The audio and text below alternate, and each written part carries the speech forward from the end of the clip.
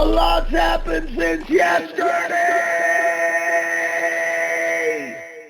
My friends, welcome to a special announcement episode of A Lot. Listen to the record? What? That's right. We are expanding the channel. Ralph, who are we bringing in with this? Good friend of mine, big time player in the industry, the music industry, Munsey Ricci.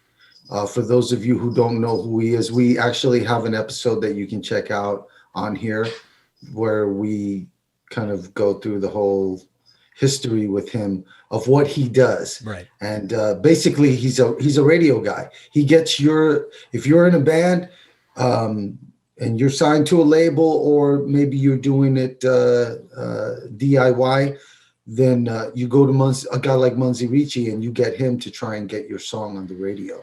Right. That's what he does. So he's been in the business for years. He's got a lot of experience and he knows his music. So I think you guys are going to really enjoy this segment. It's called Listen to the Record with Munsey Ricci. And I think it's fantastic, man. I was just watching the first episode earlier. Cody sent it to me and I was like, wow, this is going to be cool, because it's got so many factors that I think are going to raise interest for people, especially young musicians that are trying to find their way. You know what I mean? I think a guy like Munsey Ricci can add so much information to your plate so that you know what I mean? Not only do you know what to do next, but also and who to contact. Because a guy like Munsey Ricci, when you're ready, he's a good connection to have. Absolutely, dude. Hell yes. But he'll give you some history lessons on music, especially the heavy, hard stuff, the really heavy stuff. Yeah. And that's good information to have. So I'm really excited about this. I think this is going to be a really good segment. Same. Munsey is it's insane because you say one thing about a band or one thing about a thought about a band, and he goes off on this thought process and starts going on. You guys will see in this episode, he goes off. We talk about a single band and he somehow weaves Richmond, Virginia with Gothenburg, Sweden. Yeah. In like two sentences, and you're like, oh shit, that does kind of make sense, doesn't it? Yeah. And then you want to learn more. So like Ralph said, definitely. Yeah. Well, I agree with you 100%. What I was going to say is you're going to be Googling a lot of shit when you get done watching this episode. Oh, I had to. Absolutely. I had to do the exact same thing, and I'm doing the fucking show. But it really is. And so you guys know, the whole point of this show is to shine a light on some of the more looked upon genres. Munsey specializes in heavier music, more heavier metal and stuff people scream and growling and all the heavier stuff. But I found with Munsey, and when you get into discussions about people who really understand the art and understand what it is, it drives you to want to learn more. I was not a big fan of this stuff I'm more of a lyrics kind of guy when it comes to my music. But in the short time I've talked to Munsey about this music, I'm like, all right, let me hear more, because now I'm starting to hear nuances and I know what to listen for. And that's what we wanted to do with Listen to the Record is, like you said, Ralph, Munsey's biggest thing is, and he says it here, you'll hear it. Only one person in this world will know if something's good. You. Right. Make up your own decision. And that's what I wanted to do and what Ralph wanted to do. We schemed and thought, who's the best person to get into something like this? Fucking Munsey, dude. Well, I thought Munsey would be great too, because honestly, dude, he's not only you got to remember, when I first was introduced to Munsey, it was all via, like MySpace. You know what I mean? Back in the day, yeah. Those kind of contacts, you know what I mean? Someone that I knew introduced me to him. And so we just went back and forth and we had a conversation on the phone. But the thing you don't understand about Munsey Ricci is he's all over the place, man. He's dealt with so many different bands in that genre of the, the hardcore, that super heavy metal, heavy stuff. Right. That's the stuff that he's been involved in for years and years and years and years.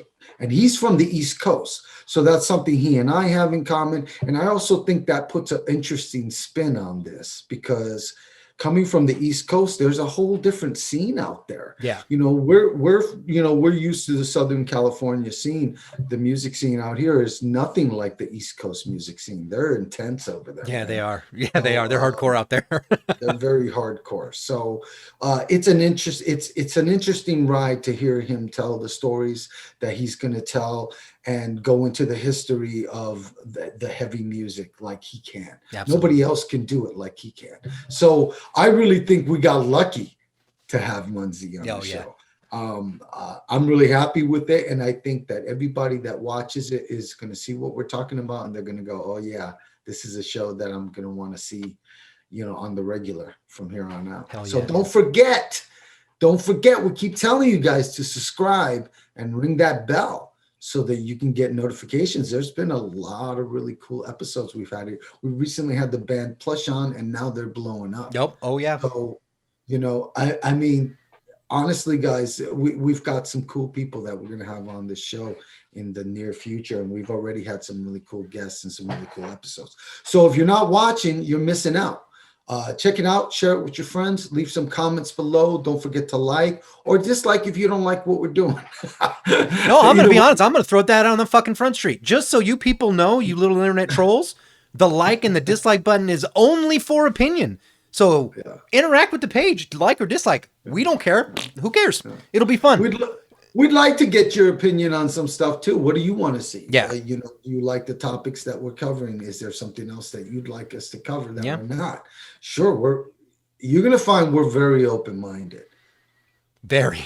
Because you guys don't know yet. We're working on some other stuff. We got some stuff coming. Not for nothing, but we're scheming. We got stuff. We're making schemes and plans. And there's allies on board and it's coming and I cannot wait and it's fun. But until then, enjoy this brand new show from the A Lot's Happened Since Yesterday channel. Listen to the record with Munsey Ricci. Get your metal horns into the freaking air. Get them in your own face. Do what you're gonna do. I don't care. Let's rock with Munsey Ricci. See you next time. Check it out, guys.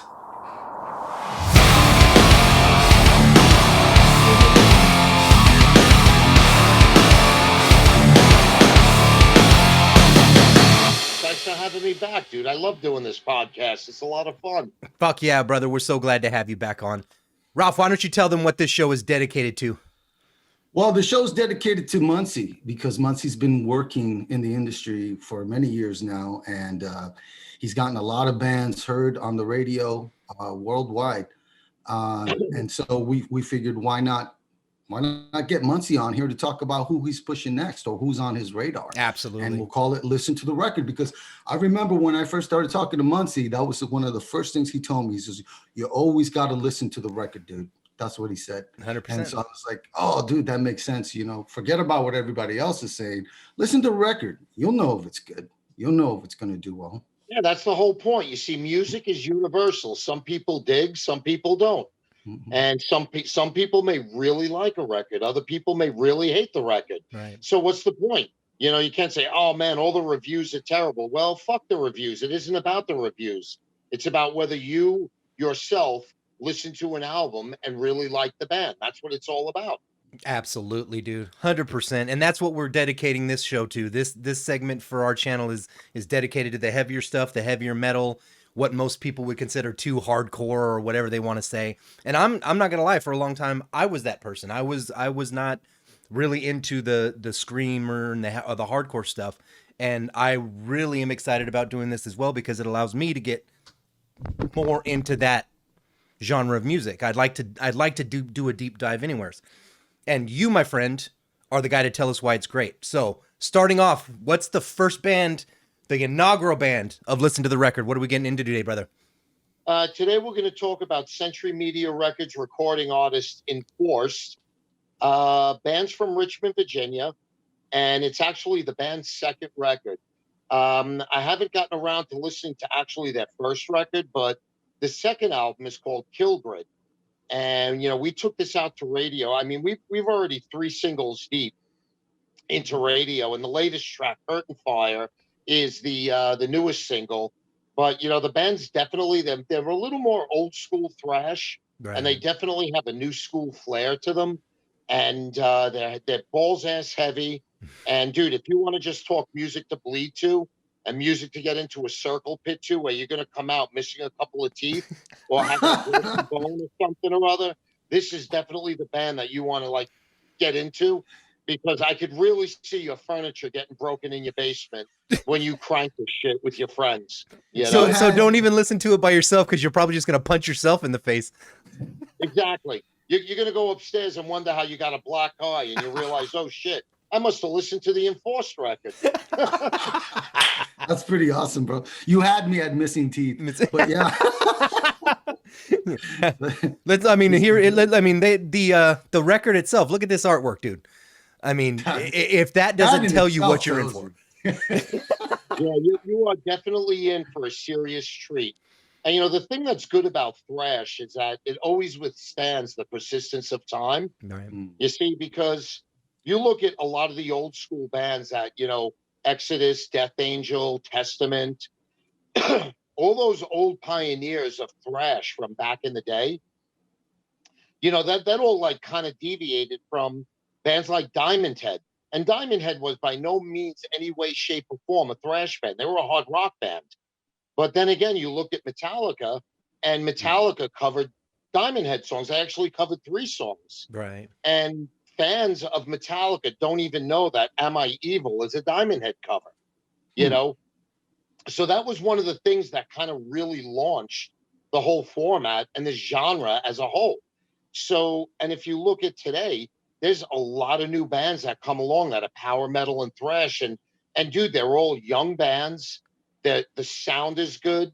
I mean, I'm not going to say it's unique and it's breaking boundaries and like jumping fences. Really, it comes to is the record is good, the band is good, and you know, dude, you can bleed to it. That's all that matters. You have to be able to bleed to something, you know. And if you can't, you're right. I guess maybe it's not that good. I don't know. Yeah, I mean, because when you listen to it, I listened to the album yesterday, and fucking, like I said, this normally isn't my music, but a couple of it was Curtain. What was you Curtain Call? Is that what it is?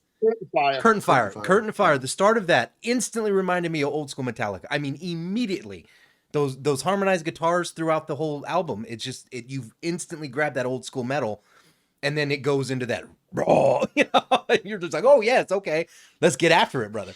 I will say, if I had vocally, it's very new school, and musically, it's kind of got that old school traditional thrash feel. Right. And, you know, I mean, you can mix all of them together. And I mean, if you look at a lot of bands, especially the Gothenburg Sound, you know, Dark Tranquillity is one of the few bands that actually really stay true to their roots with the Gothenburg Sound.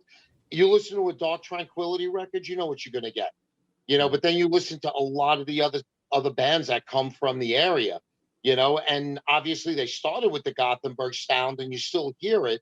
But, you know, it's not the true Gothenburg sound. And I think, you know, I think they're probably one of the only bands from that era and genre that kind of really stayed and said, well, hey, let's stay true to our roots, like Motorhead. You listen to a Motorhead record, you know what you're going to get. You listen to Overkill or Testament, you know what you're going to get. Yeah. And the same thing with Slayer.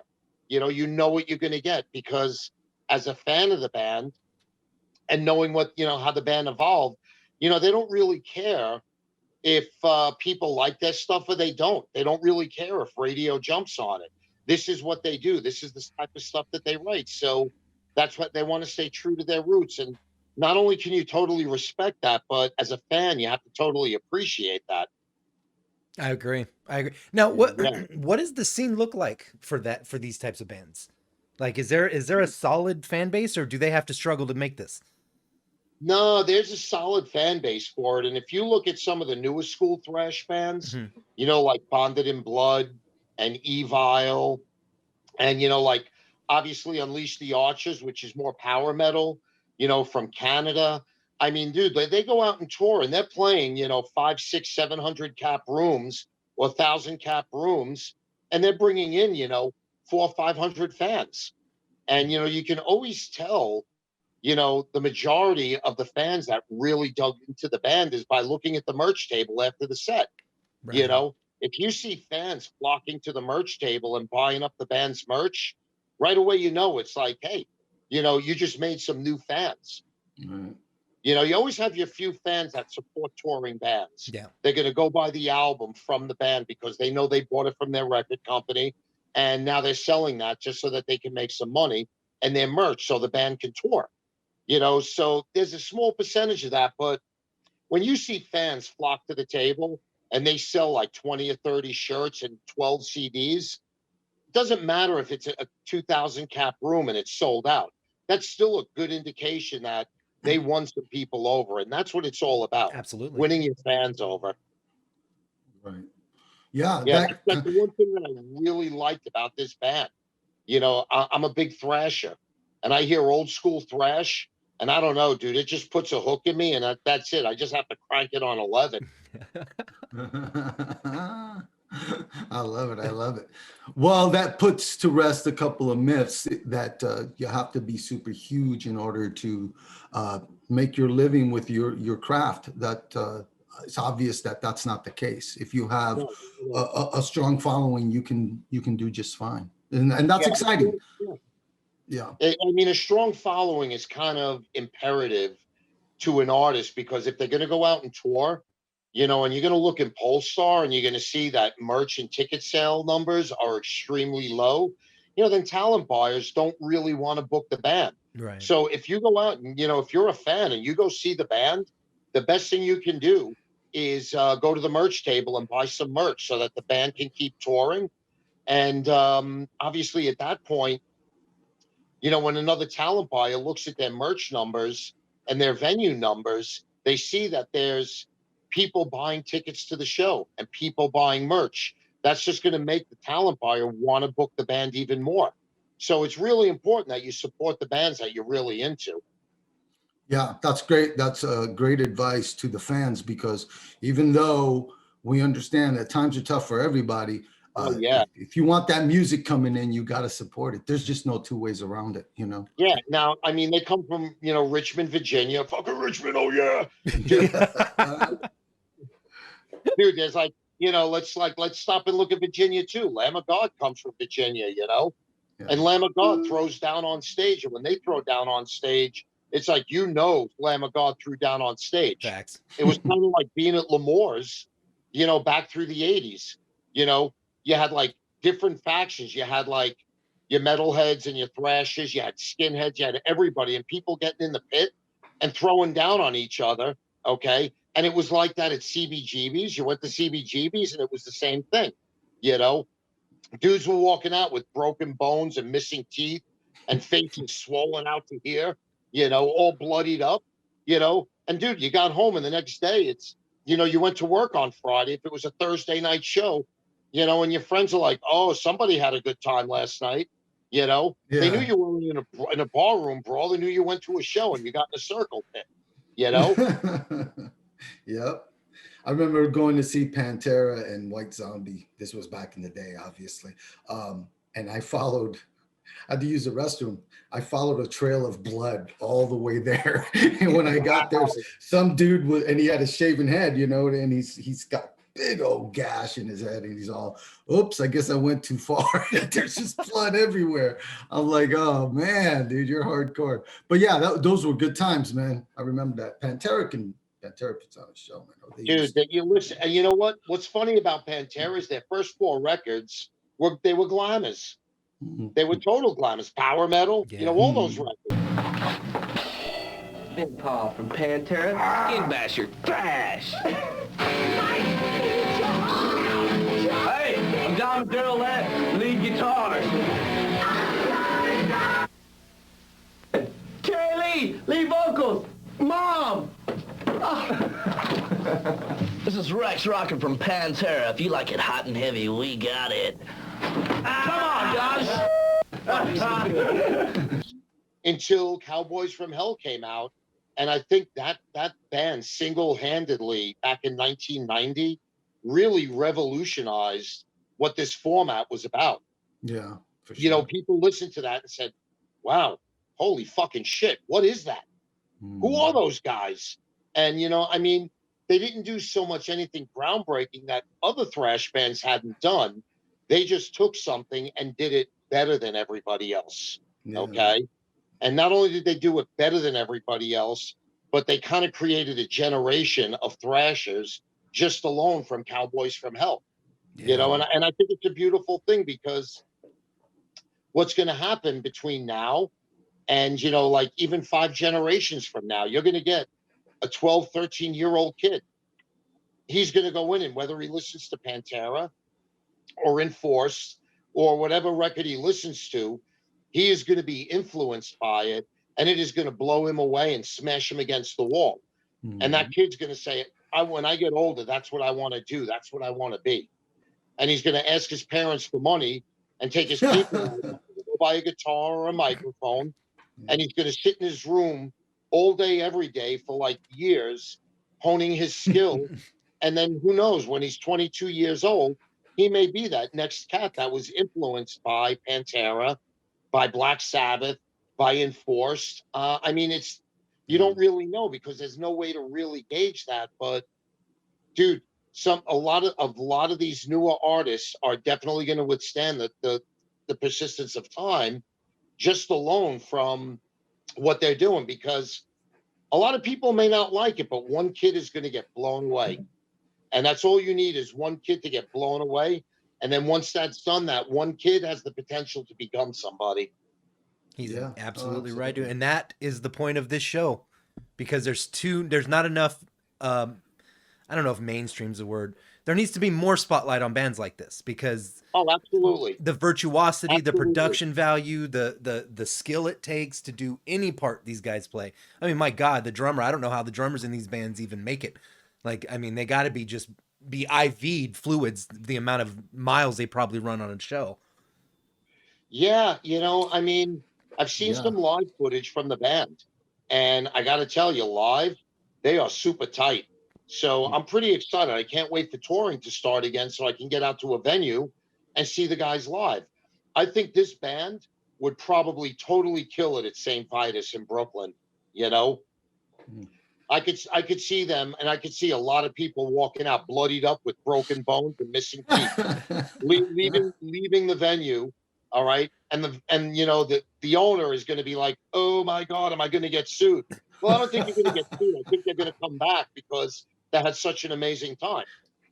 Yeah, that is actually a weird thing to think about. But coming out and going, "I lost 3 teeth and broken nose," that's actually a point of pride in certain concert cultures. They're like, "That was the best show ever." Let's see if the camera can actually pick this up here. Right there. That little divot. That little tip was me coming out of the circle pit at Stuck Mojo at Coney Island High years ago. Nice. Coney I Island. chipped my tooth in the circle pit. Wow. Oh my God. Did you take an elbow or some shit? Yeah, I actually got out of the circle pit. I grabbed my beer, and I was all the way back on the side, and I was taking a slug of beer, and my intern came out doing a cartwheel and hit the back of the beer bottle. Oh no. The kid was crying. He was 20 years old. He thought he was going to get fired. I'm like, no, it's all right, dude. I got plenty of scars. We're good. It was friendly fire on top of it all. You know, so it's totally cool. Yeah, now that's a story. Yeah, man, I went out to a concert and they were badass, bro. They were so good. I'm missing teeth. My boss is missing teeth. But the good thing is I didn't lose my job. Yeah. So now we can pay for the dentist bill. It was amazing back in the day. I love those guys when I saw them live. Yeah. You know, and if they ever tour again, you know, with like kind of the original lineup, that is definitely a band you want to make sure you get out and see, because, dude, they were so fucking good live. Which band? They would throw down like nobody would throw down. Who? Stuck Mojo. Stuck Mojo. Yeah. Gotcha. Holy crap. Well, dude. so Killgrid is the name of the album. Enforced is the name of the band, and the label that released it is Century Media Records. Guys, we got the artwork up here. You got to check out Enforced. Munsey says they're fantastic, and you're missing out if you're not checking them out. So I second that. And Munsey, thanks for coming on, bro. Let us know what you guys think in the comment section below. We want to know if you guys want to see more of these episodes, because we're planning on having more of them. Yep. And We're gonna have more good music coming from Munsey, the heavy stuff. Yep. You know, the wheels. Hell yeah. Who's your favorite big heavy bleed band to- too? Tell us who your favorite heavy band is as Yeah, well. tell Let us a know that band. shit. Let's see if Munsey agrees with you, and we'll do a little review on them.